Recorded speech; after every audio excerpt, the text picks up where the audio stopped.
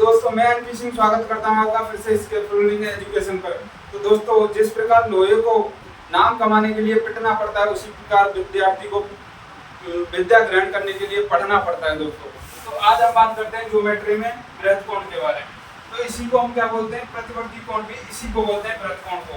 तो ये बनता कैसे है, यदि किसी कोण की माप 180 से अधिक तथा 360 से कम हो तो वही क्या होता है, हमारा वृत्त कोण होता है।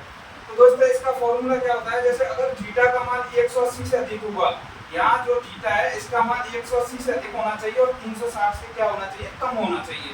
तो इसका कोण कैसे बनता है, तो मैंने एक लाइन यहाँ खींच ली ए और एक ये हो गई बी। तो यहाँ पर जो कोण बनेगा थीटा का वो 180 से अधिक बनेगा और 360 से बनेगा कम। तो यहाँ पर थीटा का मान क्या हो सकता है, 180 अंश भी डिग्री भी हो सकता है, 200 डिग्री भी हो सकता है, 280 भी हो सकता है और 350 भी हो सकता है। तो ये हो गया तुम्हारा वृत्त कोण। अब नेक्स्ट बात करते हैं, तो दोस्तों अब बात करते हैं पूरक कोण के बारे में। पूरक कोण को लोग कोटिपूरक कोण भी बोलते हैं। तो ये कैसे बनता है, जब दो कोणों का योग 90 डिग्री का होता है तो उन्हें हम क्या कहते हैं, कोटिपूरक या पूरक कोण कहते हैं। तो दोस्तों इसमें क्या होता है, थीटा प्लस 1 प्लस थीटा 2 का मान जो होता है वो 90 डिग्री के बराबर होता है। यानी कि थीटा 1 और थीटा 2 का मान क्या होता है, 90 डिग्री के बराबर होता है। तो इसमें एक क्या होता है, ये 0 से बड़ा होना चाहिए, थीटा का मान है जो 0 से बड़ा होना चाहिए और 90 से होना चाहिए छोटा। तो वही क्या हो जाएगा, हमारा पूरक या कोटिपूरक कोण हो जाएगा। तो ये बनता है किस प्रकार है, इस प्रकार से हम 90 का एक वो बना लेंगे, कोण बना लेंगे 90 अंश का। ये हो गया 90 और इसी के बीच में से एक हो गया 30 का, ये थीटा का एक कोण हो गया 30 का और एक हो गया 60 का। तो यही हमारे क्या हो जाएगा, पूरक कोण या कोटिपूरक कोण। तो दोस्तों अब नेक्स्ट चलते हैं।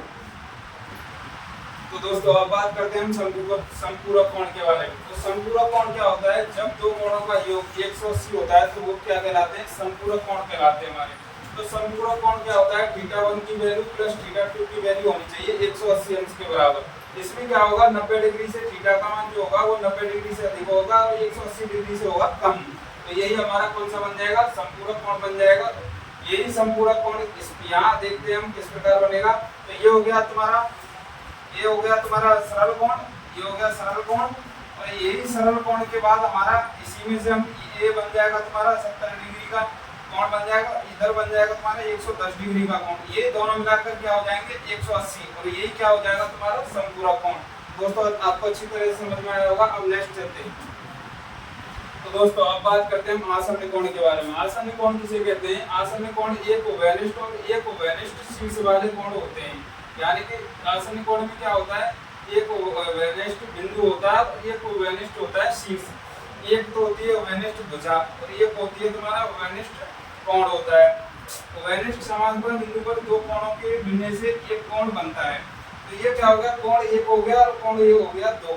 तो ये कैसे बनता है, इसमें होता है देखो, ये हो गया तुम्हारा आसन्न बिंदु, यहाँ हो गया तुम्हारा आसन्न बिंदु और ये हो गई तुम्हारी एक ओवेनिष्ठ भुजा, ये हो गई भुजा। इसी भुजा पर दो कोण बनते हैं, एक तो इस प्रकार ऊपर बनता है ये वाला कोण, एक तो ये वाला कोण हो गया इसी भुजा पर और एक ये वाला कोण हो गया। तो ये दोनों कोण कहाँ मिलते हैं, इसी बिंदु पर मिलते हैं। तो इसी बिंदु को हम क्या कहते हैं, आसन्न बिंदु बोलते हैं। इसी भुजा पर ये ओवेनिष्ठ भुजा होती है, इसमें दोनों कोणों के लिए ये क्या होती है, एक ओवेनिष्ठ भुजा होती है, दोनों कोणों के लिए होती है।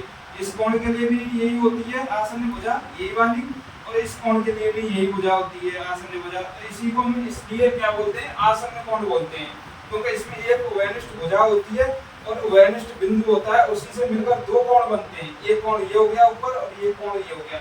दोस्तों अगर हमारी वीडियो अच्छी लगी हो तो चैनल को कर ले सब्सक्राइब। जय हिंद, जय भारत।